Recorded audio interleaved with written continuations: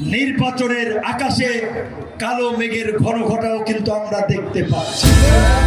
গণ অধিকার পরিষদের সভাপতি নুরুল হক নূর বলেছেন, আগামী ফেব্রুয়ারিতে জাতীয় সংসদ নির্বাচনকে ঘিরে একদিকে রাজনৈতিক দলগুলো মাঠে গণসংযোগ করছে, অন্যদিকে আমরা নির্বাচনের আকাশে কালো মেঘের ঘনঘটাও দেখতে পাচ্ছি। মঙ্গলবার পটুয়াখালী জেলা গণ অধিকার পরিষদ আয়োজিত এক সমাবেশে তিনি এসব কথা বলেন।